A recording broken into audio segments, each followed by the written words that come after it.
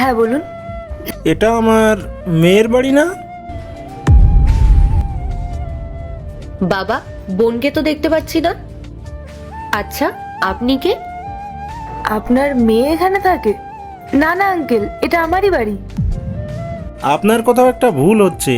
এই বাড়িতে আমার মেয়ে আর জামাই থাকে। কি ব্যাপার পায়েল, কে?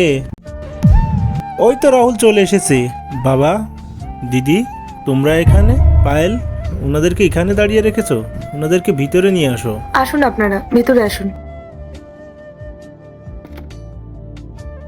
বাবা রাহুল, আমার মেয়ে কোথায়? ওকে একটু ডাকো না, আমি অনেকদিন হলো ওকে দেখি না। বাবা, দিদি, আপনারা আমাকে ক্ষমা করে দেবেন। জিয়ার সাথে আমার কোনো সম্পর্ক নেই, ও এখানে আর থাকে না। জিয়া আমাকে ছেড়ে দিয়ে মুম্বাই চলে গেছে। আমার ইচ্ছে না থাকা সত্ত্বেও ও আমাকে ডিভোর্স দিয়ে ছেড়ে চলে গেছে।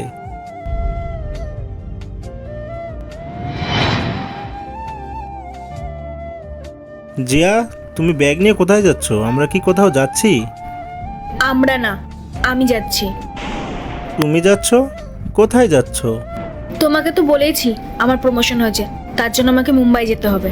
আর আমি তো তোমাকে অনেকবার যাওয়ার জন্য বলেছি, তুমি তো রাজি হওনি, তাই আমাকে একাই যেতে হবে। জিয়া, আমি তোমার ব্যাপারটা বুঝতে পারছি। তুমি প্রমোশন পেয়েছো, এটা খুব ভালো কথা, কিন্তু তুমি আমাকে ছেড়ে চলে গেলে আমাদের ভিতরে দূরত্বটা বেড়ে যাবে। দূরত্ব? আমি তোমাকে ডিভোর্স দিচ্ছি, আর কালকেই আমার উকিল আসবে। আমি সাইনটা করে দেবো, তুমিও সাইনটা করে দিও। এর পরে কি হয় সেটা দেখার আগে এই দুইটা ছবির ভিতরে যে কোনো একটি ছবিকে ভালোবেসে থাকলে ভিডিওটি লাইক করে চ্যানেলটি সাবস্ক্রাইব করে দাও। আর যদি না করো তাহলে আমি বুঝবো এই দুইটা ছবির ভিতরে একটাকেও আপনি ভালোবাসেন না। আর কমেন্টে আমিন লিখে যাবে। জিয়া, তুমি এটা কি বলছো?